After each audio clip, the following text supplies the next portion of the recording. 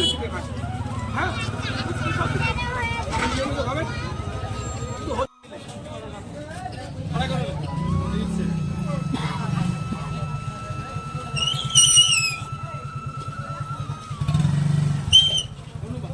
এই যে আদা দেখছেন না, এই আদা কেন খাবেন জানেন? এই আদা যদি খান, বিশেষ করে আপনাকে ডাক্তারের কাছে যেতে হবে।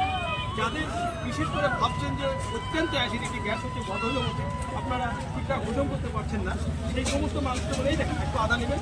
এই যে আমি যেভাবে নিচ্ছি দেখুন, এই দেখুন, এই আদাটা নেন আর এইভাবে একদম সত্যি না, আপনার এখানে পরিষ্কার হবে, সেই পরিষ্কার হয়ে অগ্রসায় গলি থেকে রস উৎপন্ন হয়ে আপনার হজমের সহায়তা করবে।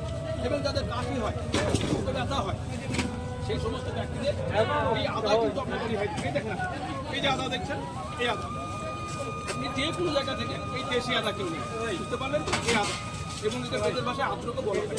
তাহলে দেখবেন আপনি ডাক্তারের কাছ থেকে। ধন্যবাদ, ভালো থাকবেন, সুস্থ থাকবেন।